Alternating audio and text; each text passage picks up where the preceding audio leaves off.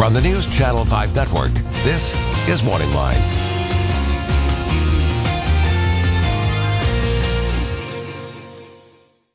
Good morning, everyone. Thanks for joining us on MorningLine. Good show on tap for you this morning. You have a question about living trusts. You have a question about, hey, when do I decide whether my folks need to go to assisted living, nursing homes? What about me down the road? All that type of stuff. As you know, this gets into the realm of the topic of elder care and elder law. And there's no one better to talk about that. No, not me. Kim Takis, elder law attorney. It's good to see you. I haven't seen you in a while, my friend. Yeah, great. It's good to have you on. And I know I've been watching you and my partner, Barbara McGinnis. Yes, that's right. And, and I'm like almost jealous because of going, boy, she really looks good on camera. I know, you look good. And she talks well, too. And I mean, I thought I heard she does well. She does well, absolutely. And she's an excellent attorney. She's now a certified elder law attorney. Right.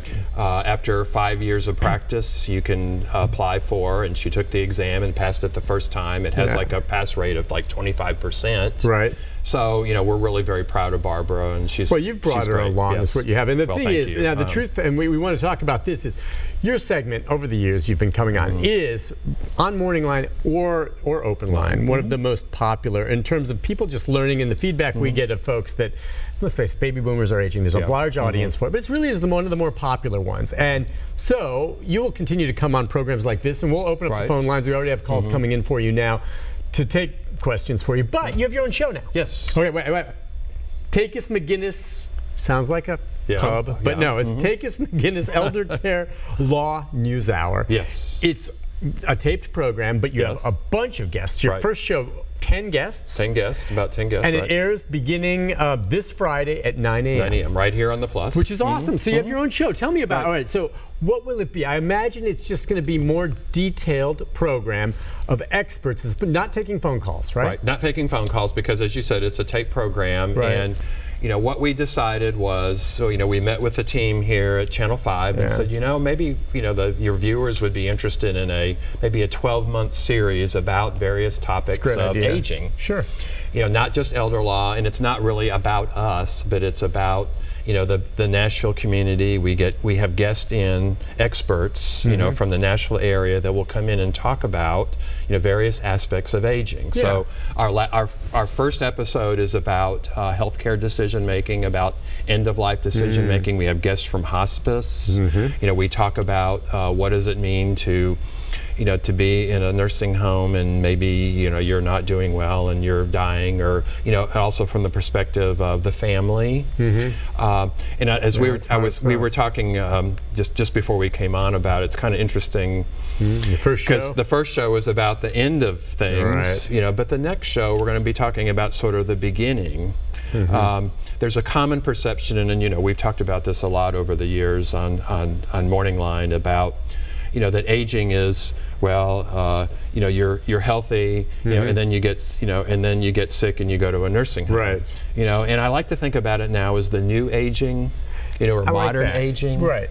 Because and you've seen it with your parents and whatever it is, you staying at home, and the focus is on how can we do that successfully? Right. What do you need to do to make sure that your needs are met?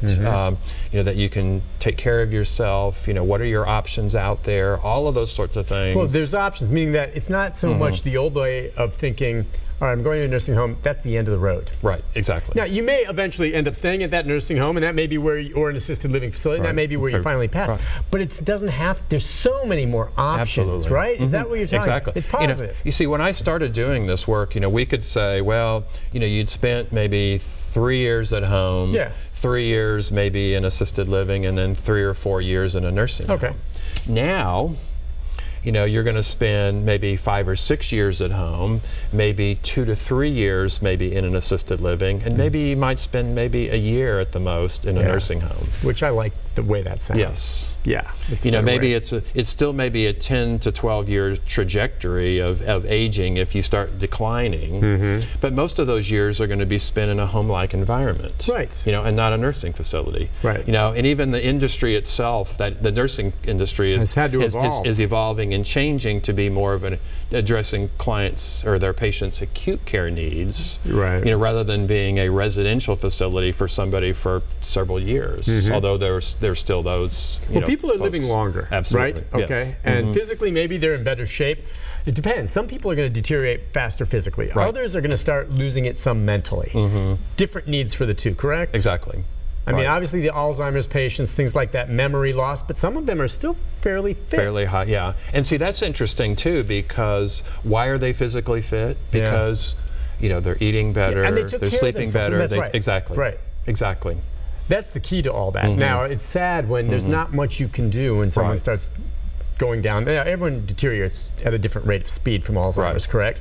But all types of facilities. During the show today, I'm going to bring up some stuff you mentioned, my folks. I don't mind sharing some of that because there have been some developments, and you've been a wonderful help to me with your advice and things that I've learned here. But anyway, the program is going to be rocking and rolling. I want to ask you just, because it's still my show on here right now. Yes, okay, it is, don't try to co-opt it, all right? This is my baby. Well, one of the things I say is that the difference is that when you do this, you've got all the viewers probably see Nick kind of hides this because he grows his hair out. He has a cord in his ear. And that's because the producer is always yelling in your ear. It takes some getting used to, doesn't it? It's like, okay, Nick, move the show along. Yeah. Maybe it sounds like you have to get used to that, don't you? You're talking, and then you get a cue or something. Right, and exactly. You'll get the hang of it because you know this stuff. Right. And Mary Elena says, ask him about this, and you're going, no, I'm.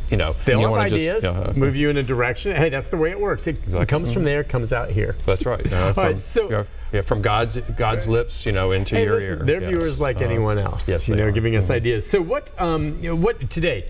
I wanted to hit you since I haven't seen you in a while myself. We've been missing each other. What would you like to talk about? Is there anything new right now on the horizon that stuff you've been dealing with? Anything that comes with this time of year? Or any new developments in any kind of aspect of the law with regard to elder care that you just want to touch on that we haven't talked about? It's really interesting because, as you may know, or every time I come on or we come on, we think about, what's out there, what can we expect? And of course, we have a new administration. Right. And as I think all of our viewers know is that, with the new administration becomes new ideas and potentially new law.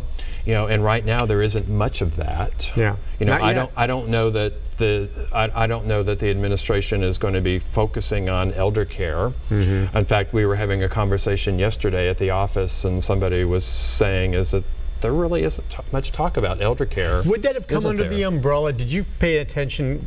I know all Americans watched this, but for elder care, would the health care reform had an impact on some of what you do, which, by the way, didn't go anywhere. Sure. I think it's still going to happen down the road somehow.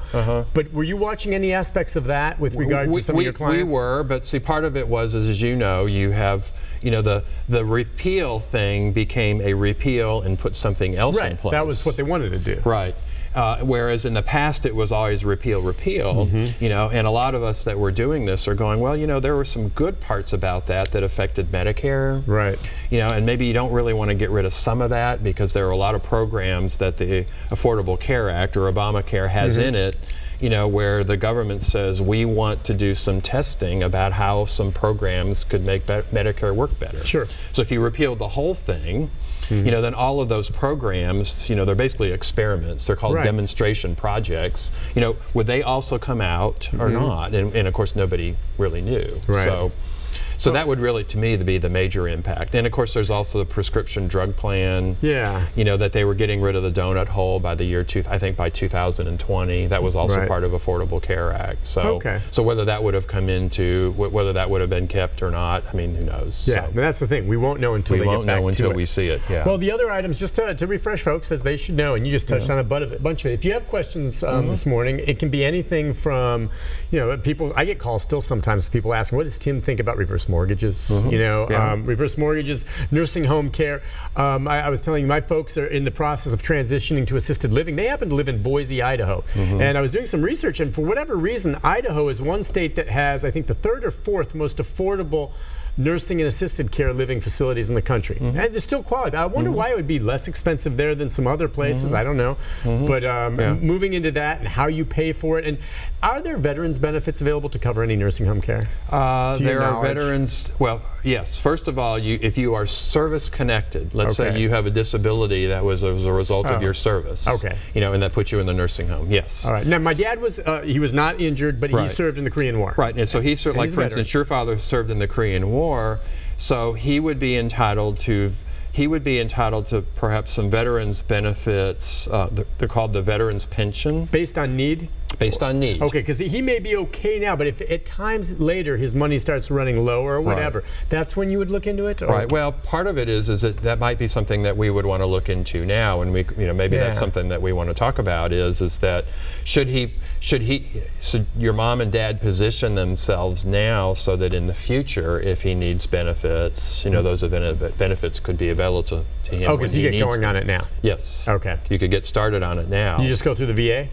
No, you talk to some smart person like me, but up in Boise or in Idaho. Yeah, I know. You know, we've talked about that. People that I can put them in touch with. Yes. Good. Well, we're going to do that. Yeah, that will help you figure out what the right plan is. All right. Well, listen, we got to take a quick break. When we come back, phone line's open. We got a few calls coming in, and someone left a call question that I'll give you that couldn't stay on the line. But the number is 737-7587. Tim Takis, elder care attorney, got into it at the very beginning before it became the hot field in the law practice. Oh, it's true. Okay, because everyone's aging now, and it's something that affects us all one way or the other. So if you have questions, jump in. We've got some lines open. We'll take your calls as soon as we come back right after this. Stay with us.